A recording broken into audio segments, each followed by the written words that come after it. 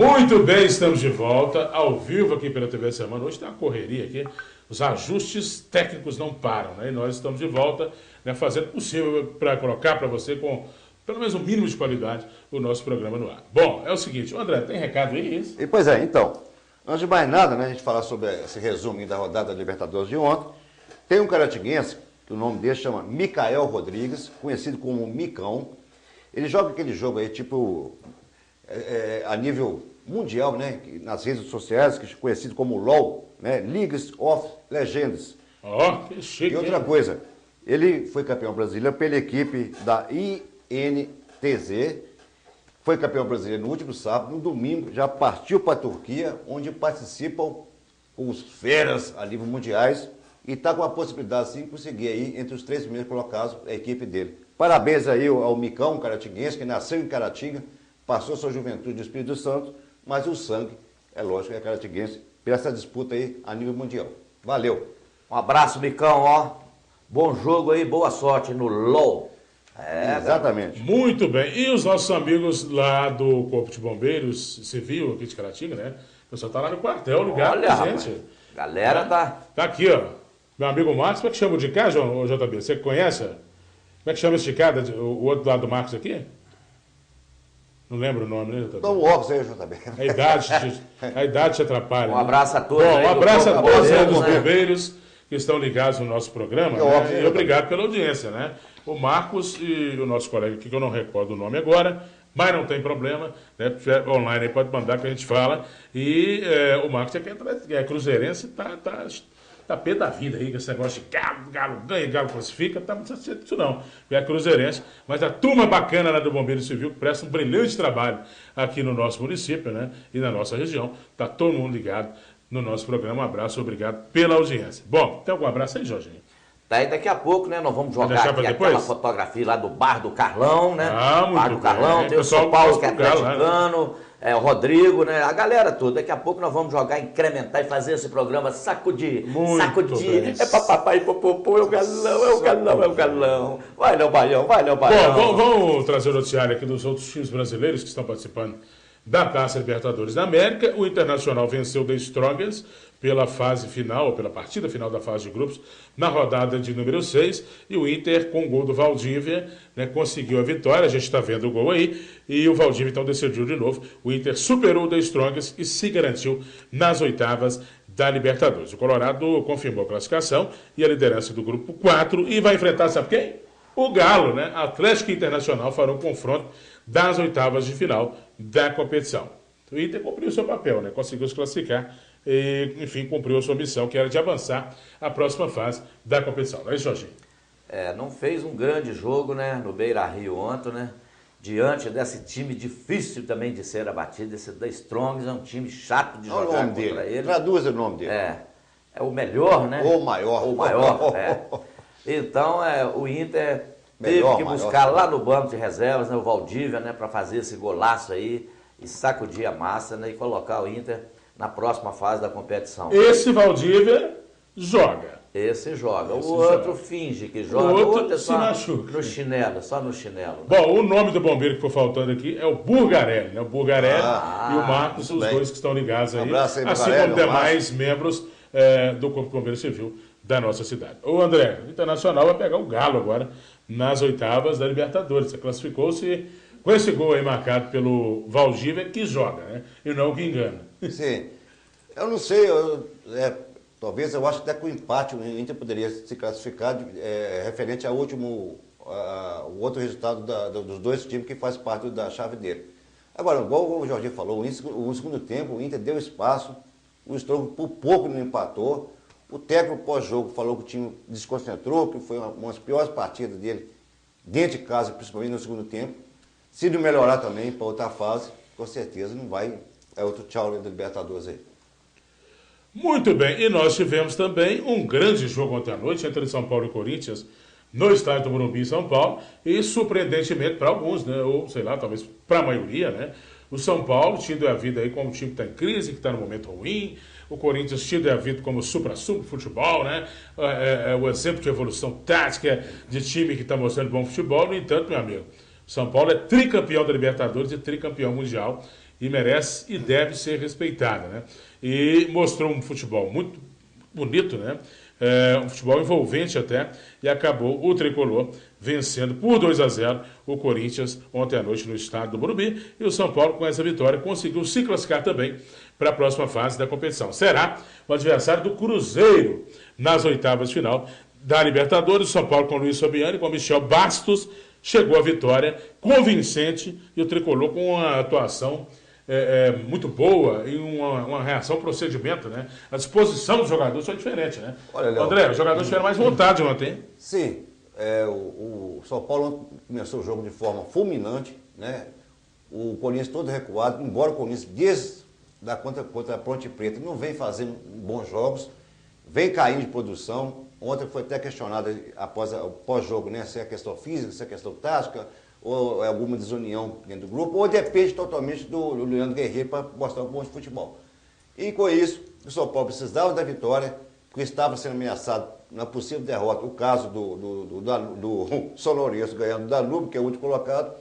Mas aí, antes de começar o jogo, baseado no resultado do Atlético, que conseguiu a classificação, poderia se dar o confronto entre o Atlético e o Corinthians. Viu, Ochoa? Eu não sou mal informado, não, eu leio. Então, poderia se dar esse confronto. Baseado sobre o resultado, e ainda podendo até perder por 2 gols, enfrentaria na outra fase agora, que seria o tal do Cacique, lá não sei de onde, o Corinthians tirou o pé de vez e ainda foi apagado o brilho do jogo diante da expulsão desnecessária, ridícula, dos 3 jogadores que foram expulsos ontem nesse jogo, ofuscando essa bela vitória do São Paulo. Bom, o jogo foi tenso, nós tivemos 3 expulsões, como você está dizendo, né? O Tricolor venceu o Timão e foi às oitavas, mas o Emerson Sheik sempre causa um probleminha, né? Nós temos o lance aí, produção, se tiver pode colocar.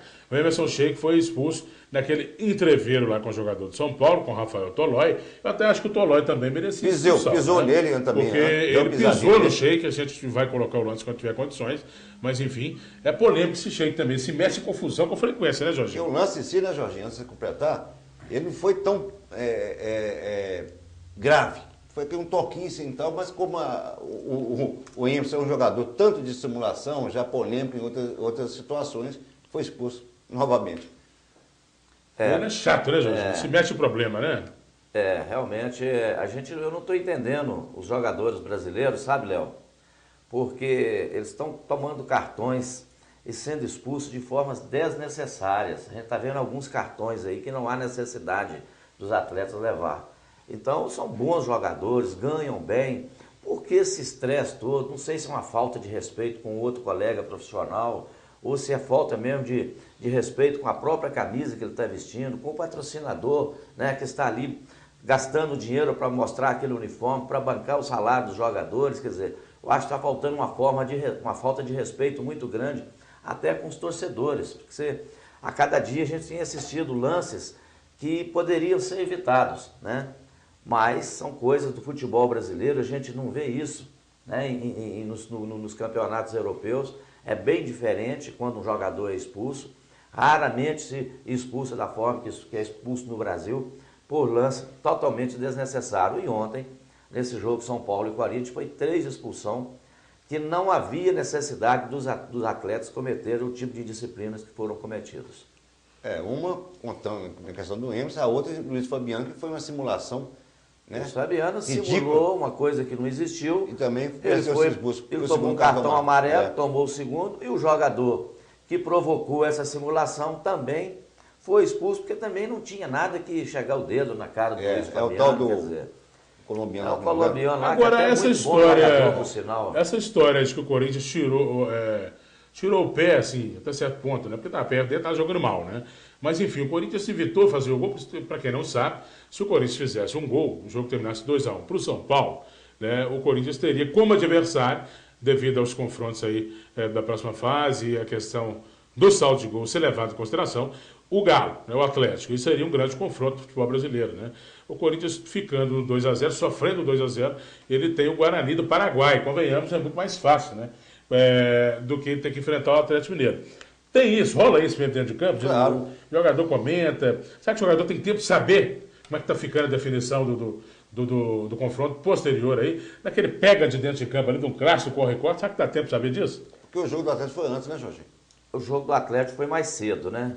Mas dá tempo para saber dar. Mas eu prefiro não comentar sobre isso, porque nós estamos fazendo aqui uma análise em cima de hipóteses, né? E nós podemos analisar em cima do fato concreto.